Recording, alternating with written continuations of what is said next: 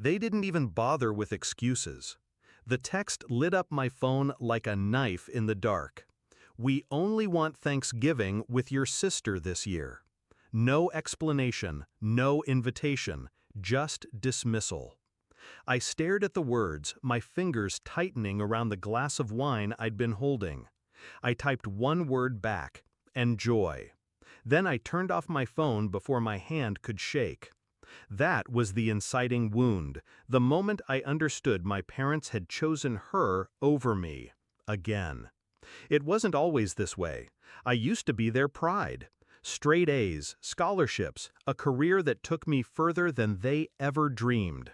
But my sister, she was the fragile one, the golden child by default, the one who always needed saving. I built a life they never imagined. Paris deals, international clients, enough wealth to buy freedom and silence.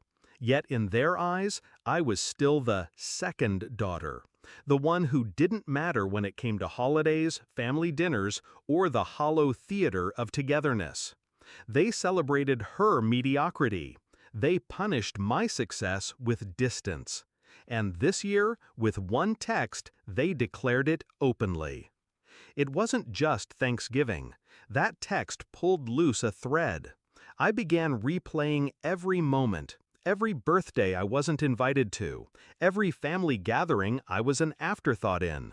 Photos sent to the family chat, my sister smiling at dinners I didn't even know were happening.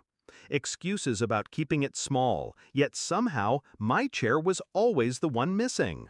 I wasn't blind. I just refused to believe my own parents could cut me out with such precision. But they had, and they thought I'd swallow it quietly. I didn't cry, I didn't beg. I planned. Revenge isn't about rage, it's about symmetry. They wanted Thanksgiving without me? Perfect. I would give them a memory so sharp it would haunt every holiday table for the rest of their lives. I booked flights, not for myself alone, but for my husband, my children, even his parents. A family, my family, the one I'd built while they ignored me. Destination, my villa in France, a 1.5 million jewel tucked into the countryside, with vineyard views and a table long enough to seat 20. I had bought it quietly years ago, with money I never flaunted. Now it would be my stage. Thanksgiving morning, while my parents carved turkey with my sister, I uncorked wine in the French sun. My children chased each other through lavender fields. My husband grilled outside while his parents laughed at the absurdity of having flown across the world for dinner. We set the table with silver. We roasted duck, not turkey. We poured champagne, not cider. And as the golden light faded, I lifted my phone. One photo, just one. Our family, whole, vibrant, joyful, seated in front of the feast. My caption was simple: grateful. Santé from our villa. I hit send to the family group chat. Silence followed. Then an explosion. First, my sister. "What? Where are you?" Then my mother. "You bought a villa? Why didn't you tell us? Why weren't we invited?" I let their fury pour in. I didn't reply. Not yet. The next message came from my father. "You think you're better than us? Flaunting money? Family isn't about this." I almost laughed. Family. They had defined that word without me for years, and now they choked on it. Finally, I replied, "You made it clear who you wanted at your table. I only honored your wish. Enjoy." That was it. The knife slid clean.